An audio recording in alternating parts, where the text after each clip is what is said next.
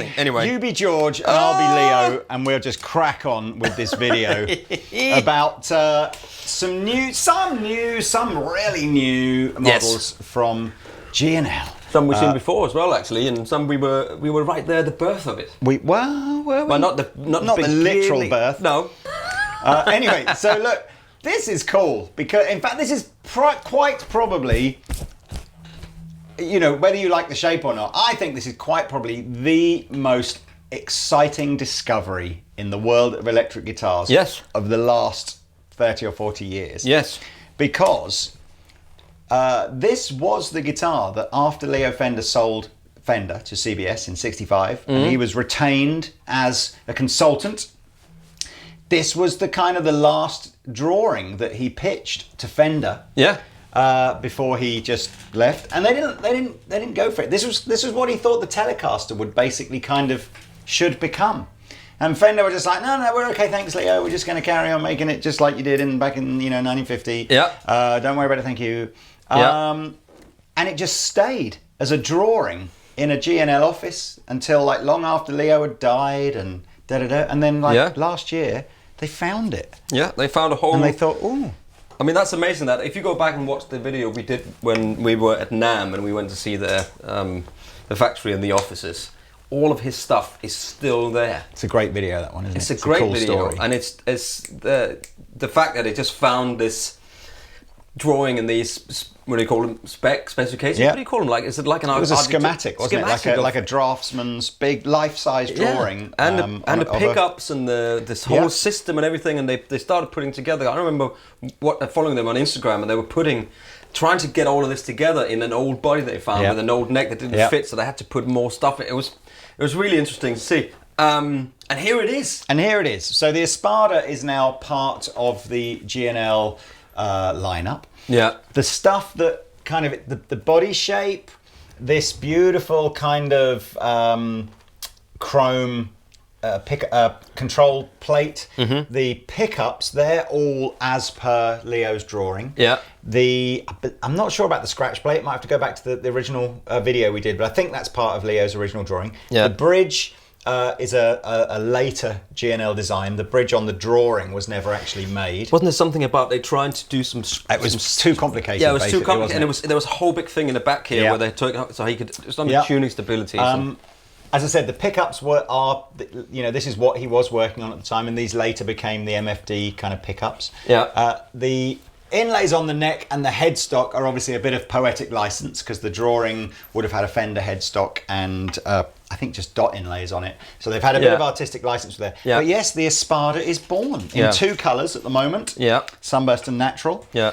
Which are the colours that they thought it would have been done back then. And it's a really interesting guitar because there's so much in it. You might notice that the pickups are quite different on it, and you might notice there's lots of switches, and you might notice that there's a little cover here that says battery on it, which is all down to the detail that was what was on the drawing, and they made these covers.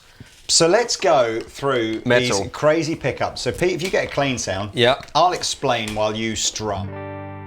So the first thing is you've got this idea of a split single coil pickup, which was Leo trying to get kind of hum cancelling, but still retaining that sort of single coil essence of a tone. Using the MFD design now, so again, you've got the adjustable pole pieces and stuff. But in its first normal mode, which is this white switch here, it will sound like a single coil pickup because the coils are wired in such a way. I think they're wired in parallel. I always get parallel and series wrong, but they're wired in a way that kind of acts. They're not stacked into each other, if you like. They're just running as two sort of independent. Yeah. So we give some Stratty sort of or Telecaster-y tones, I guess, out of this. And this is just the three-way normal selector. Neck both together and then the bridge. So this is just... And at the moment we've got none of the active electronics on. So no, it's all leaving off, them off, and everything is on full here. So we'll talk about that later, but here we go.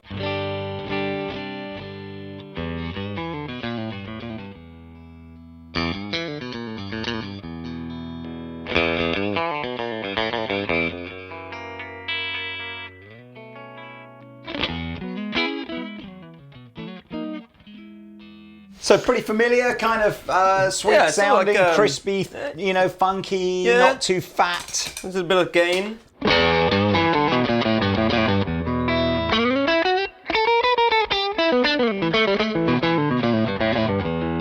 the well-known blues licks.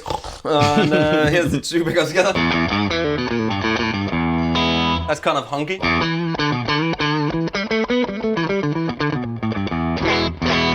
And bridge.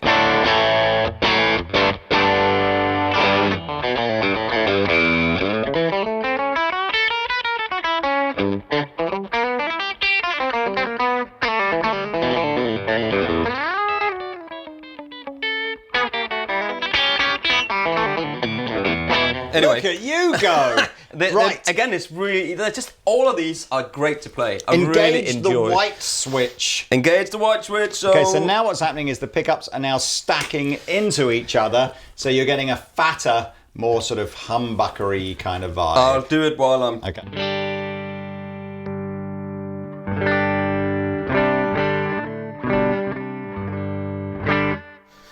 So that's a lot of a difference, isn't it? So It is.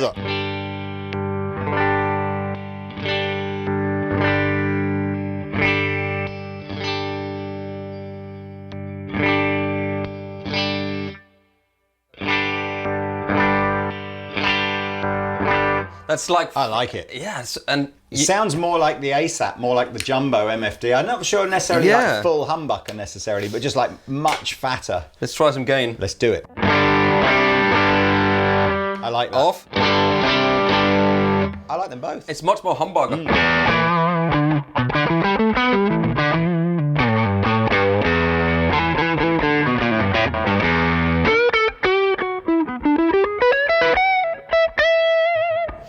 Middle pursuit.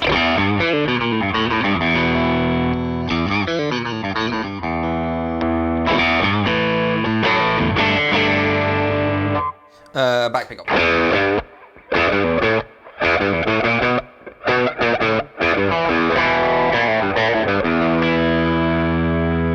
No, I was playing an E.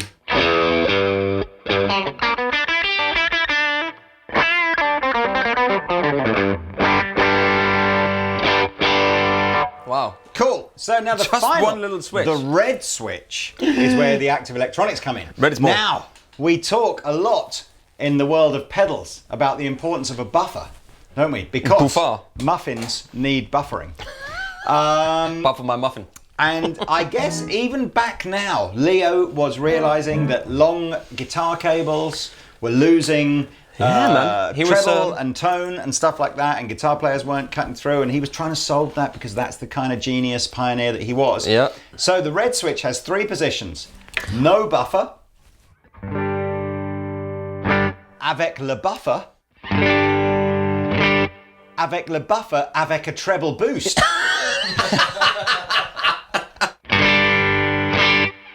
So you can literally be completely passive, buffer that doesn't really try and boost the treble as such, but you can hear the treble coming back as a result of your buffered signal. Yeah. And then an actual sort of a treble boost as well. And also, if you've got pedals on,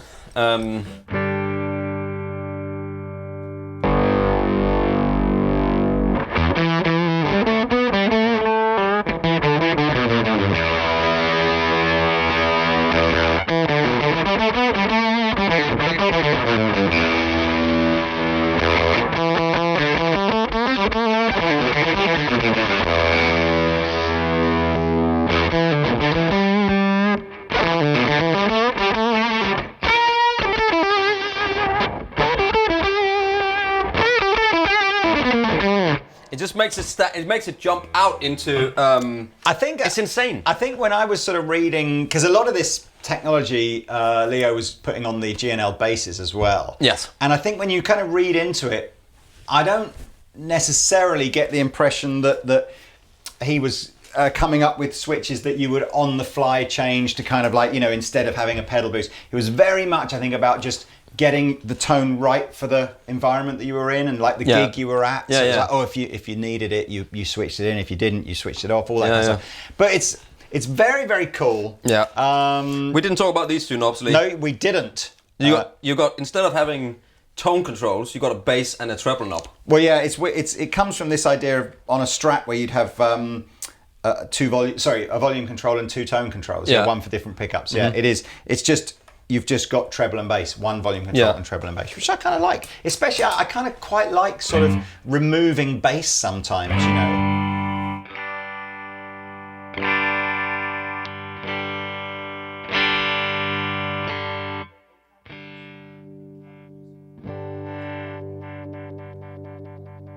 Anyway, look.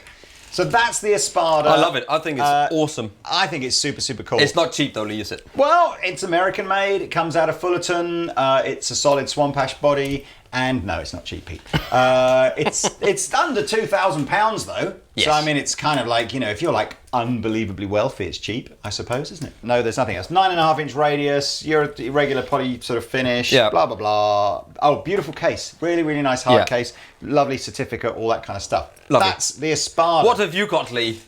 I have another original G&L design here in the Skyhawk. The Skyhawk was I really enjoy doing the G&L staff training with the guys at Andertons, because there's a lovely kind of journey from sort of 1980 through to 1990 in G&L, as it sort of goes, the guitars go from being very modern and it's like 80s looking to, by the end of the 80s and the 90s, kind of a bit more traditional. And the Skyhawk's kind of that journey from the original G&L guitars, which are very modernistic, to some of the first ones that kind of had scratch plates added, and the original Skyhawk was 3 single coils, and you can kind of see this transition to sort of Leo going, okay, maybe I was a bit out there with those, and rein it back in. This Skyhawk is the first 2 humbucker designed Skyhawk. The other one has 3 single coils. Still got the dual fulcrum trim, which I think is, you know, it's a G&L own design tremolo system. It works absolutely brilliantly. Yeah, it's wonderful. The Skyhawk originally would have been called the Nighthawk had it not been for this heavy metal band on screen now going, that's our name. Could you please call your guitar something else? Really? Where are they now? Who knows? Maybe if you're in that band, get in touch. You can come on the show. Yeah. So here is the neck pickup on this Skyhawk.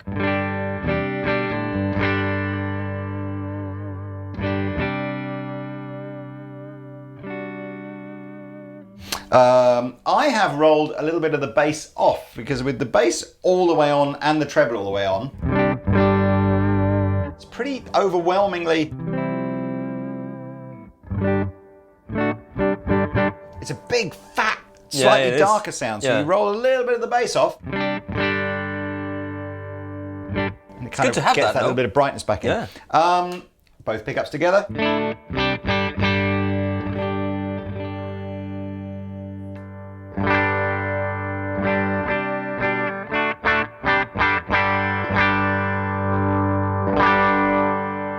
And of course, what you're all hoping for, the little coil tap.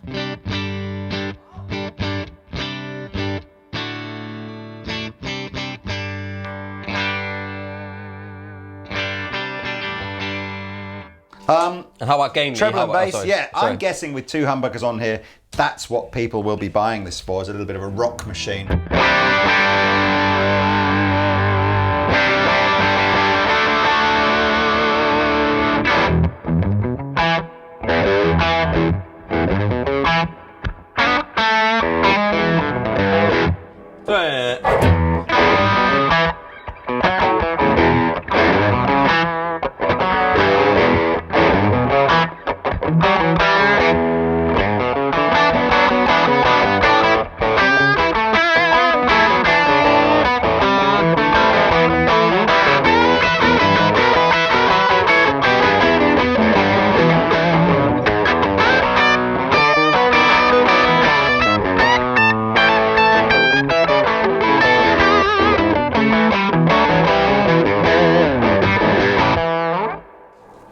Of an impromptu rock and roll jam there. Yes. What else we got here? This is a more gain pedal.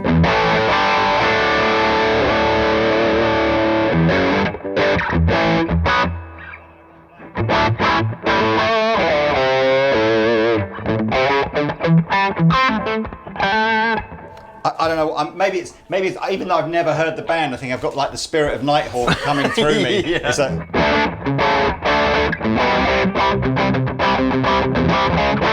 That was one of their biggest hits, Sparrowhawk. So that's the Sparrow days. That's the G&L Skyhawk. I think it's called a Skyhawk Deluxe actually, but it's basically a 2 humbucker version of the normal Skyhawk. Different colours, I think. We've got another colour here. Yeah. That's pretty. Links in the description below where you can find any other colours that this range might be available in. Yeah. And again, a very pretty hard case and a bit more affordable than an Espada, which means sword in Spanish. Oh, it does, doesn't it? So here we go. This looks familiar to me. Well, it's a little bit kind of offset, maybe jazz mastery, isn't it? But with way less complicated switches than a normal trem system. Exactly. But you have got, yes, actually, it's very, very similar. Three-way selector switch, volume, tone, which is also a... Oh, you got some tappage there. Yes, and then your sort of fatness tone pickup down here. So here we are on a clean tone on the I really like the sunburst on that. It looks cool, doesn't it? It's the same as this one. I really like it. Oh, you know what I forgot to tell you as well? I forgot to tell you that the wood on the Skyhawk is Akume. Akume Matata. Akume Matata. And on the Doheny, the wood is also Akume. Well, anyway, enough talk. We digress. Enough talk. So here's a C chord.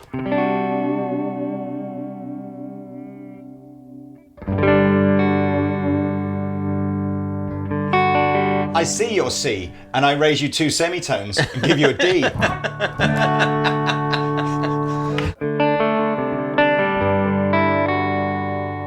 Nice. So again, you got this sort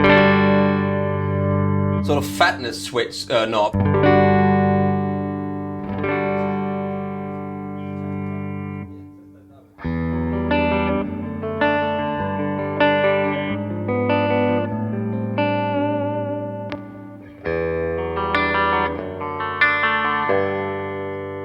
Oh, it's almost like it splits it, like it's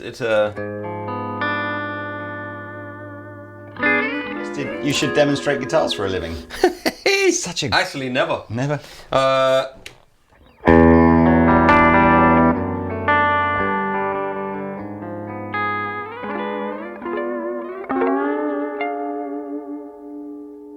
Isn't this like one of the best trem systems you've ever tried? It's lovely. It is lovely.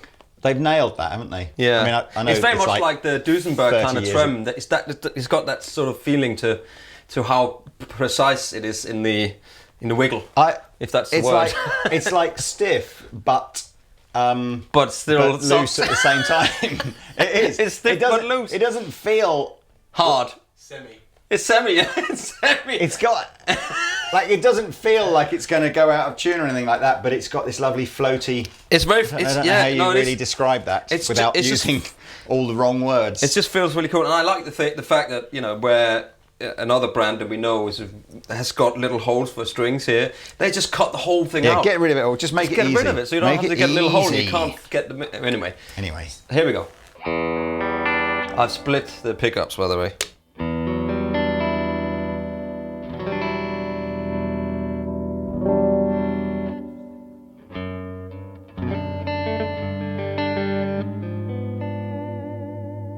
What happens if you take all the treble and all the bass off?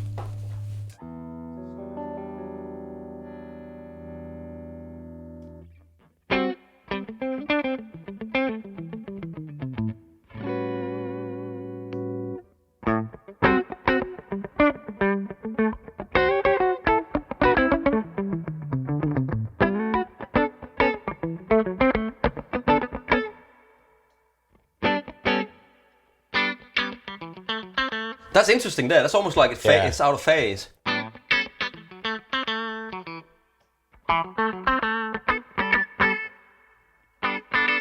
There's so many variations of tone. This is a Leo thing, isn't it? Leo just wanted the guitar player to have everything that they needed. Yeah, it's not... like tones and reliability and just everything. Let's try some gain.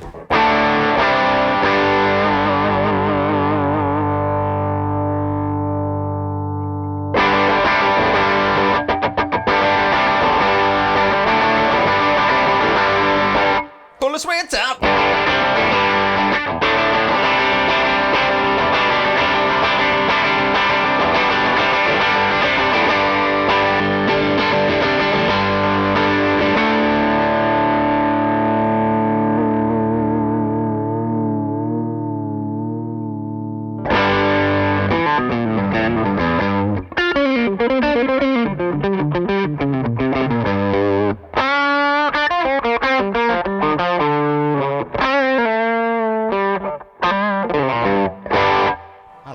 lot, man. Yeah,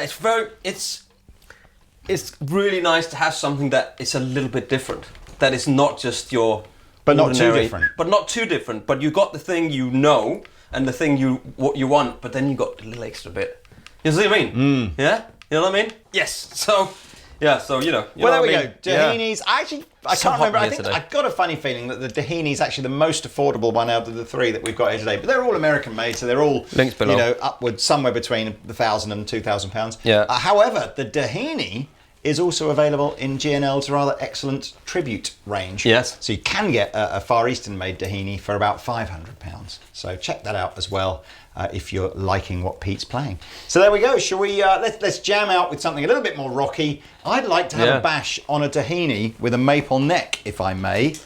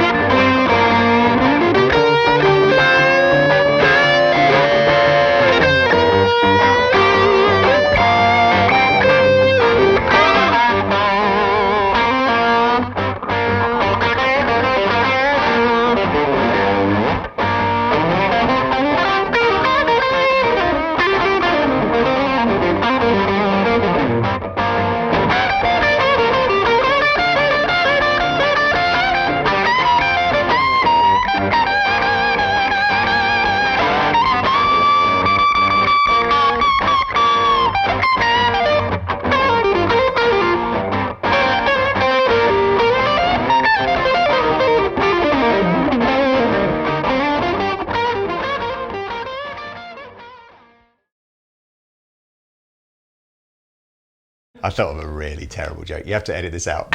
When you want something a little bit different, not too different.